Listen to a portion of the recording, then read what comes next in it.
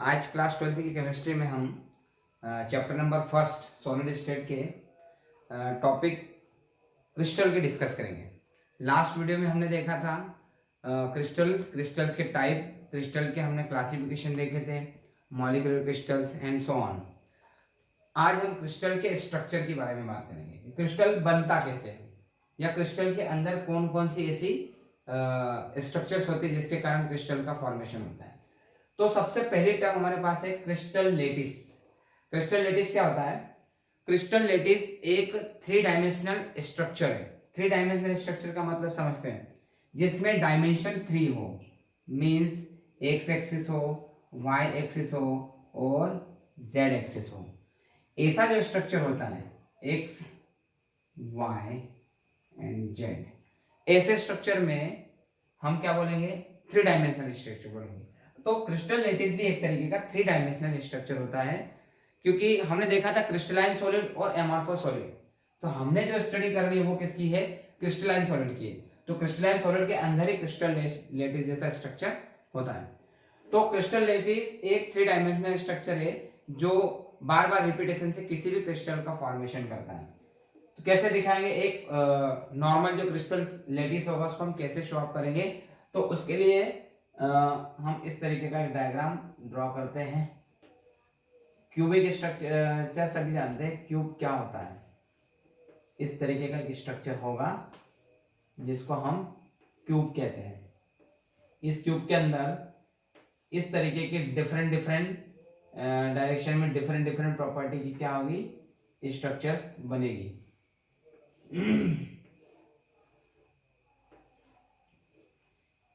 इस टाइप के स्ट्रक्चर को हम क्या बोलेंगे? Crystal lettuce.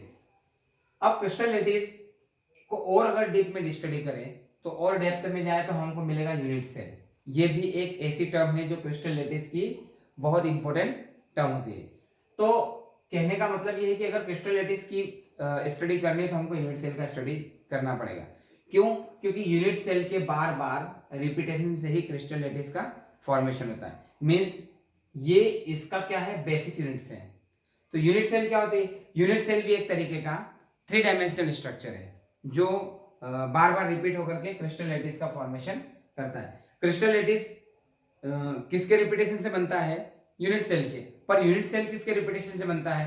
तो यूनिट सेल के रिपीटेशन में हम देखेंगे उसमें एटम, मॉलिक्यूल और पार्टिकल जैसी टर्म आएगी। कौन कौन सी टर्म आएगी? एटम, एटम के बाद आएगी पार्टिकल या किसी भी तरीके का मॉलिक्यूल। ये तीनों में से कुछ भी यूनिट एक हो सकती है जो यूनिट सेल का फॉर्मेशन करेगा बार बार रिपीट होके। अगर हम इन्हें देखें कि ये यूनिट सेल में कहाँ रिपीट सिचुएटेड होते हैं, कहाँ पर पोजिशन होते हैं, तो हम उसको देखेंगे इस एक यूनिट सेल के अंदर। अगर हम एक सिंगल यूनिट सेल की बात करें तो एक सिंगल यूनिट सेल इस तरीके का बन सकता है, जैसे क्यूब बनाते हैं same as it is cube ही बनेगा। ये इस तरीके का स्ट्रक्चर, ये एक हमारे पास यूनिट सेल है। और इसमें कहाँ है एटम्स? तो ये जो कॉर्नर होते हैं, each and every corner of the unit cell is atom, particle और मॉलिक्यूल, कुछ भी हो सकता है। It is depend on the constituents particle. कि कंस्टिट्यूएंट पार्टिकल्स क्या हो सकते हैं इसके? या तो एटम होगा तो ये भी एटम होंगे। अगर ये मॉलिक्यूल होंगे, मॉलिक्यूल की बात करें, मॉलिक्यूल से मिलकर बना तो ये मॉलिक्यूल होंगे। और पार्टिकल, अगर कोई एटम ना हो, मॉलिक्यूल ना हो, तो क्या हो सकता है उसके अंदर? ये पार्टिकल हो सकते हैं। ये एक सिंपल यूनिट सेल है। इसके बार बार रिपीटेशन से क्रिस्टल लेटिस का फॉर्मेशन होता है। तो बेसिकली ये जो चीज है इसको बोला जाता है लेटिस पॉइंट। ये क्या होता है? Lettuce point. लेटिस पॉइंट जहां पर एटम, मॉलिक्यूल या पार्टिकल क्या होते हैं? पोजिशनड होते हैं, बैठे होते हैं, सिचुएटेड होते हैं। ऐसे पोजीशन को हम क्या बोलेंगे? Lettuce point. लेटिस पॉइंट के बार बार रिपीटेशन से क्या बना है? Unit cell. और इस यूनिट सेल के बार बार रिपीटेशन से क्या बनता है? Crystal lettuce. तो लेटिस पॉइंट भी अपने आप में बहुत ही इंपॉर्टेंट रोल प्ले करते हैं। अभी हम अगले लेक्चर में इसको देखेंगे कि लेटिस पॉइंट का क्या इंपॉर्टेंस है। ओके, तो लेटिस पॉइंट के बार बार रिपीटेशन से क्या बनता है? यूनिट सेल बनता है, यूनिट सेल के बार बार रिपीटेशन से लेटिस, क्रिस्टल लेटिस बनता है। ये तो रहा क्रिस्टल लेटिस। अब यूनिट सेल के हमारे पास टाइप्स है, मतलब यूनिट सेल कोई सिंगल टाइप नहीं है, इसके भी हमको सब टाइप देखने को मिलते हैं, जिसको हमने दो कैटेगरी में कैटेगराइज किया। पहला है primitive unit cell. Primitive unit cell मतलब जो सबसे सिंपल तरीके से हो, जो सबसे पहले बनी हो, या जिसमें कोई भी ज्यादा डिफिकल्टीज ना हो, या उसका स्ट्रक्चर एकदम इजीएस्ट हो। इजीएस्ट मैनर में बनने वाली जो सेल यूनिट सेल होगी उसको हम बोलेंगे प्रिमिटिव यूनिट सेल। अगर इस प्रिमिटिव यूनिट सेल का डायग्राम हम ड्रॉ करें तो ये कैसी हो दिखेगी हमको, देखेंगे यहाँ पर। सेम क्यूब के शेप का हमारा यूनिट सेल होगा, इसमें जितने भी लेटिस पॉइंट होंगे, लेटिस पॉइंट अभी मैंने बताया कि जो ये इसके कॉर्नर्स होते हैं, ये क्या होते हैं, इसके लेटिस पॉइंट होते हैं। इनके सारे लेटिस पॉइंट्स कहाँ होंगे, कॉर्नर पे होंगे, या बोल सकते हैं इनके जितने भी पार्टिकल हैं जिनसे मिलकर के यूनिट सेल बनी है, ये यूनिट सेल जिनसे मिलकर बनी है, वो पार्टिकल केवल और केवल कहां पर मिलेंगे, कॉर्नर पर। जब भी कॉर्नर पर सारे एटम्स या सारे पार्टिकल्स या जो भी जिससे भी मिलकर के ये यूनिट सेल बनी हो वो केवल कॉर्नर पे मिले, तो उस यूनिट सेल को हम बोलेंगे प्रिमिटिव यूनिट सेल। ये कौन से टाइप का यूनिट सेल है, प्रिमिटिव टाइप का यूनिट सेल बोलेंगे इसको। दूसरा जो टाइप होता है वो होता है centred unit cell. Centred unit cell थोड़ा सा कॉम्प्लिकेटेड होता है, थोड़ा सा डिफिकल्ट होता है, इसका स्ट्रक्चर थोड़ा सा डिफरेंट होता है as compare to primitive unit cell. Primitive unit cell बहुत सिंपलेस्ट तरीके से बनती है, लेकिन सेंटर्ड यूनिट सेल में थोड़ा सा कॉम्प्लिकेशन होता है। कैसे बनता है उसका अगर हम स्ट्रक्चर बनाए तो देखते हैं कि primitive unit cell, sorry centred unit cell में फेस सेंटर्ड यूनिट सेल कैसे बनेगा। कुछ चीजें हम नाम से भी समझ सकते हैं, जैसा कि उसका नाम है उसी तरीके से उसका स्ट्रक्चर भी हम ड्रॉ करेंगे। जैसे फेस सेंटर्ड, फेस का मतलब होता है कि क्यूब यानी कि डाइस, डाइस में कितने फेस होते हैं तो आप काउंट करेंगे, या कभी आपने डाइस को देखा होगा तो उसमें टोटल क्वांटिटी गिनोगे तो 6 उसके फेस होते हैं। तो टोटल नंबर ऑफ फेस के बिहाफ पे यूनिट सेल में कितने फेसेस हो गए, 6 फेसेस हो गए। इस यूनिट सेल में भी 6 फेस है। तो सिंपल में कॉर्नर पे तो होते ही हैं, कॉर्नर पे तो जो 8 कॉर्नर्स होते हैं, उन 8 कॉर्नर पे तो लेटिस पॉइंट होंगे ही, या बोल सकते हैं कि एटम्स होंगे जिनसे मिलके बना हुआ है यूनिट सेल। बट उसके अलावा इसके हर एक फेस के सेंटर पे भी आपको एक लेटिस पॉइंट मिलेगा।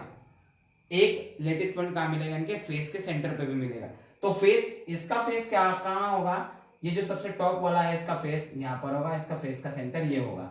इधर साइड वाला अगर हम देखेंगे ये वाला, तो इस वाले फेस का जो सेंटर होगा वो यहाँ पर आएगा, नीचे वाले फेस का सेंटर यहाँ पे आएगा, और इधर के साइड वाले का फेस का सेंटर यहाँ पर आएगा। और जो ये सबसे सामने वाला है, ये सबसे सामने वाला मीन्स ये जो मैं डाल कर रहा हूँ इसमें क्या आएगा, फर्स्ट वाले का या बोल सकते हैं फ्रंट वाले का जो आएगा वो उसका ऑलमोस्ट यहाँ पर आएगा। तो ये होता है यूनिट सेल के फेस के सेंटर पर। तो टोटल मिला के 6 फेसेस है, और 6 फेसेस के सेंटर में क्या है, और इसका एक लास्ट वाले का, पीछे वाले का कहाँ पर आएगा, यहाँ पर आएगा। तो टोटल मिला के 1 2 3 4 5 और ये 6 फेस है, और 6 फेस के सेंटर पे क्या है, 6 लेटिस पॉइंट भी सिचुएटेड है।